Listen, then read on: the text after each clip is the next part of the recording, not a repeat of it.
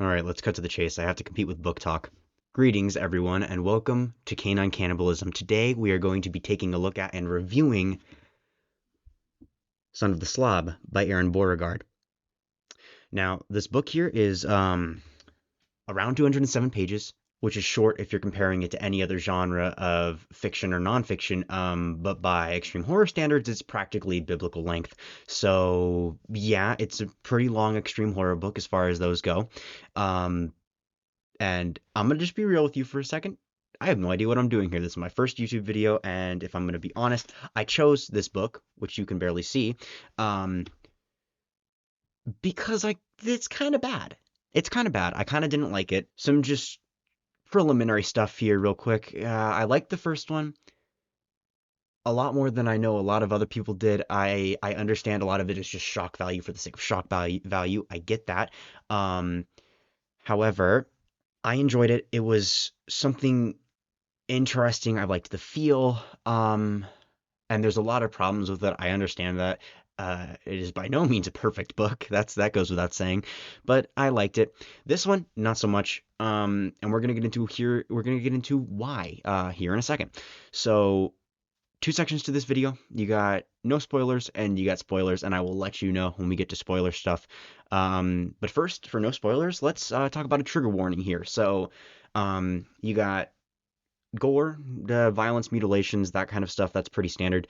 Sexual assault content, including like talking about sexual assault, depictions of sexual assault. Not a lot compared to the slob. This is a cakewalk, but it's there. Um, Child sexual abuse stuff happening. One scene that's very depictive of like and descriptive of what's happening. Um, and we've also got children committing sexual abuse acts, which is very interesting. And then also you got some scat stuff. Only one scene that's like really with that. And then you got some necro stuff and having intercourse with internal organs in the human body. And then you also have some animal abuse material, but that's pretty tame and it's against like vermin, like rats and stuff. So but it's there. Anyway, if any of that stuff bothers you, don't keep watching this video and definitely do not read this book or pretty much any other extreme horror for that matter, but definitely not this one. Um, and then, yeah, let's start with some like general how did I feel about the book. So I didn't like it very much.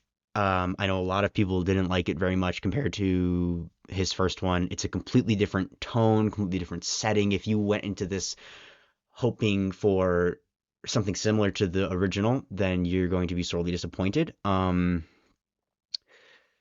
I had some problems with the pacing. I had some problems with the feeling and the way he portrayed certain things. Um, I had some problems with a bit of the shock content, shockingly. That's kind of what I'm reading it for, but I had some problems with the way it was put into the book. Um, and I had some problem with what he did with some of the characters. But some good things, good things. I appreciate the change in tone. I appreciate him doing new things with it. I appreciate him expanding upon the story. Um, that being Mr. Beauregard there. Um, I like some of his other books. This one's not very good by comparison. And yeah. Um, I also appreciate the length. It didn't feel like it was dragging too much. It felt like there was enough happening that it deserves being pretty long by extreme horror standards. Um, Now let's get into some spoilers so I can kind of tear into this a little bit more. So spoiler warning if you were planning on reading this. All right, so let's start off with like the pacing. I don't know, it just like it kind of felt toward the end very rushed. It felt like a lot happened. The scene with the therapist at the end felt a little pointless. Like I just it kind of just felt like it was there for no reason. Um, I don't like what he did with Vera and Daniel. I don't like the choice to have her be the narrator again, which I enjoy that in the Slob, by the way, because it kind of lets you know, despite all this awful stuff happening, she's going to live. She has to live. She's the narrator, because that's normally what happens when you make someone the narrator. But she dies, and I don't like the choice to make her a narrator, an almost omniscient narrator at that, who simultaneously talks about things like she has no idea what's going on, and simultaneously talks about things like, if only I knew what would happen next. It's very strange, which worked well in the first book, I think, but not so well in this one. Their deaths felt very forced. You don't need to have a bad ending just because it's extreme horror. It felt like he killed off, especially Daniel. It felt like he killed him off just to because it was extreme horror. Um, what else? Oh, the character framing.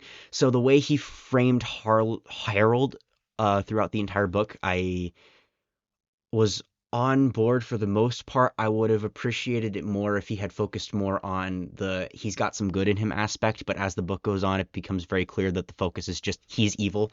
I think Vera even says something equivalent to that. She's like, "There's nothing good about him. He's just all evil," and it kind of annoyed me a little bit. I would have liked if he focused a little bit more on like Harold's good side, but he doesn't really do that very much at all. And then also the second to last chapter where he's going to the orphanage, it felt very out of place.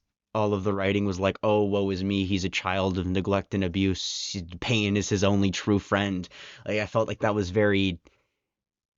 I don't know if edgy is the right word. It was very like no, edgy is the right word. It was very edgy, um, particularly about Harold. When in the previous chapters, it was just describing how evil he is and how nothing, no matter what Vera did for him to make him good, even though she was neglectful, he still would be evil anyway because of his father. Anyway, that character framing just kind of annoyed me a little bit. Let's talk about some of the shock content in the book real quick before I wrap things up. So, one scene in particular, that being involving the scat and just the scat in general throughout the book, just the mentions of feces and stuff, it felt very forced, which I know is a comment a lot of people make about extreme horror in general, is just that the violence and everything is extremely forced and in your face. But in this book especially, I don't know, compared to the Slob, um, and if Beauregard watches this, if Mr. Beauregard views this video, he may despise that I'm comparing these two books together, but I'm going to simply because it's a duology, whatever. Um, in the Slav, a lot of the violence felt like it was leading to someplace, and a lot of it was very, very over the top. And I get that. I get that complaint. I understand that. But it felt like it was really going somewhere, and it was for a purpose, and it didn't feel like it could have just been taken out, and the book would have been the same. Um, with this one, aside from the ending, we don't talk about the ending to that one. But I will at some point if you guys want me to do a review of that, if anyone watches this. Um, in this one, the scat it just felt like it was just there to gross out the people who are grossed out by that.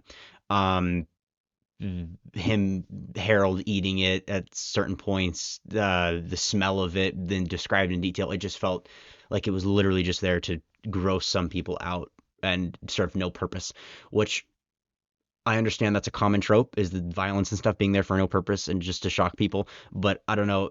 After reading the Slob and Playground, especially, I kind of expected a little bit better. But yeah, that's pretty much the end of my review. Like I said, some good things. I like that it expanded upon certain things. I like that it opened up for a sequel. I liked Morris's character, even though he wasn't in the book a lot. He was a good like counterpart to Daniel.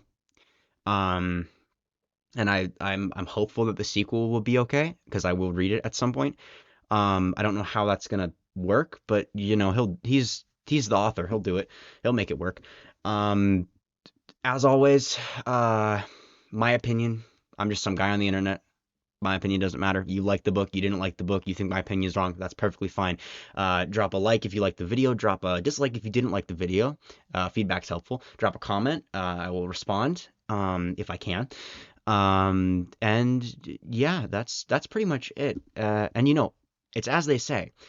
if you're the son of the slob, you're probably going to be a slobby little guy.